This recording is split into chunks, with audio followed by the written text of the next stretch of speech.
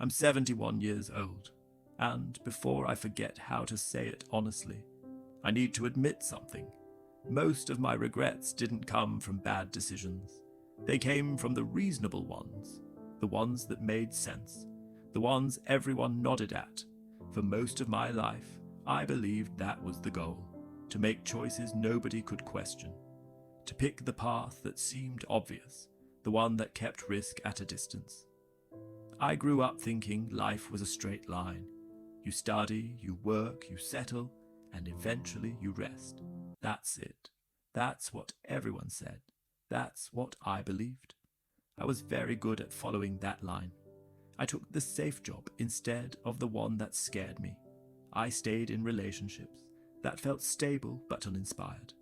I said not now so many times that someday became the word that defined my life. And for a long time, nothing went wrong. That's the part nobody warns you about. By my 40s, I had what people call a good life. Reliable income, predictable days, and a sense of control that most people would envy. I had a house that was safe, a car that worked, a routine that made the world comprehensible. I had built a life that, by all accounts, should have made me happy. And in many ways it did. Nothing catastrophic happened. I wasn't in pain, I wasn't struggling. I was, in a word, fine. But fine is not the same as awake. There was a quiet erosion happening inside me that no one else could see. I began measuring time differently, not by birthdays, not by decades, but by how often I said someday. Someday I'll take that trip. Someday I'll write that book. Someday I'll try something new. Someday I'll feel alive again. Someday became my constant companion, and I didn't even realize it until the weight of it pressed against me. The moment I remember most didn't feel dramatic. There was no crash, no revelation. I was sitting in my car after work, engine running, staring forward at the familiar street. Nothing was wrong, and that's what scared me. I realized I couldn't remember the last time I had felt fully awake in my own life. I wasn't unhappy, I wasn't desperate, but I was absent. I had been watching my life from a distance, a spectator waiting for the real part to start. I told myself that's what adulthood was, that this was normal, that meaning was something you earned later, once you'd proven yourself. But later has a way of shrinking. Years passed quietly. I didn't notice their passage because I was busy avoiding risk, repeating the same patterns, choosing the safe answer over the one that made my chest beat faster.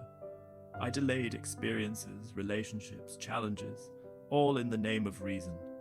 And when I finally looked back, I realized that the roads I didn't take had become invisible to me. There's a version of my life I still think about sometimes. In it, I said yes to that job offer across the country. In it, I left the safe relationship because I wanted something that scared me. In it, I didn't confuse stability with fulfillment. I didn't overvalue predictability at the cost of curiosity. I don't romanticize that version anymore.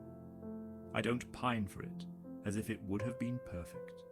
I just acknowledge it existed, and I acknowledge that I didn't choose it. People think regret comes from failure, that if you try and fall, that's where you hurt. That isn't the case. Regret comes from repetition, from choosing the same safe answer long enough that it becomes permanent, from postponing desire until it turns into absence. I once knew exactly what I wanted with my life, not in concrete details, not with a map or a plan, but in feeling. I wanted curiosity, movement, the act of creating something that felt like it belonged to me. That desire never left me. I postponed it again and again, until postponing itself felt like a decision. The hardest realizations came not in grand moments, but in the quiet repetition of ordinary days. Conversations started to repeat themselves. Weeks blurred together. I stopped expecting much from tomorrow. And then I understood something I wish I had learned decades earlier. Life doesn't collapse suddenly. Life settles. And settling is comfortable enough to keep you from leaving, but costly enough to haunt you forever. I don't lie awake regretting things I tried and failed at. I lie awake regretting the risks I rehearsed in my mind but never took. The places I convinced myself I didn't need to go. The conversations I postponed because timing didn't feel right. Timing almost never feels right. Waiting is a trap disguised as reason. When people talk about paths, they imagine crossroads, moments of drama, clear choices, irreversible shifts. In reality, paths are abandoned quietly, one delay at a time, one rational excuse after another, until the alternative feels unfamiliar, almost impossible to reach. I used to believe I had more time than I did, not in years, but in chances. I thought if I ever needed to change, I would feel it clearly. I never did. Change doesn't announce itself. It waits to be chosen. And if you keep saying later, you may find that some doors no longer open at all. Now at this age, I don't feel panic. I feel clarity. I understand that most of life isn't shaped by what happens to us, but by what we repeatedly ignore. The paths we assume will wait. The doors we think will stay open. They don't close loudly. They just stop feeling reachable. If I could speak to my younger self, I wouldn't tell him to be fearless. Fear isn't the enemy. Caution isn't evil. I would tell him this: pay attention to the things that keep returning to your thoughts, the desires you dismiss as distractions. They are directions, not inconveniences. And if you walk past them enough times, one day you will no longer recognize where they lead. I don't say this from bitterness. I have lived a full life. I have built a respectable life. I have done things that mattered. But respectability is not the same as presence.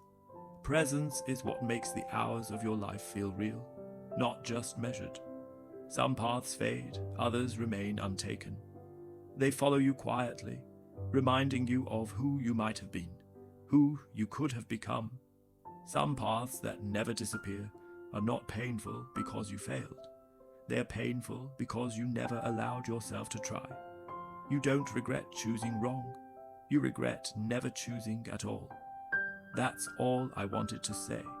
Not as advice, not as a warning, just as someone who stayed on the straight line long enough to notice what branched away. Not every path fades. Some remain untaken, quietly shaping your understanding of life, reminding you that the safest choice is rarely the most human one. Life is quieter than we imagine, and its silence is persuasive. It whispers, wait, later, not now, until years pass, and those whispers have become the foundation of a life that, while safe, has forgotten how to burn. Don't wait for life to demand your presence. Don't wait for clarity to arrive in the form of a crisis. The small insistences, the ideas that return, the longings that prick your mind, are invitations. Step toward them. Fail, stumble, risk. It is better to try and fail than to repeat the same safe answer until your heart forgets what it was looking for. Time isn't kind, and neither is absence. The world you could have explored, the person you could have been, remains alive inside you until you choose it, or ignore it. And ignoring is a slow death, gentle enough to seem harmless, but deep enough to leave its mark for decades. So, notice, pay attention, act. Life doesn't collapse, but it does settle. And once it settles, you may spend the rest of your days discovering the doors you never opened, the roads you never walked, the words you never spoke. Not every path fades. Some just remain untaken. And some, if you're lucky, still wait for you to make the first step.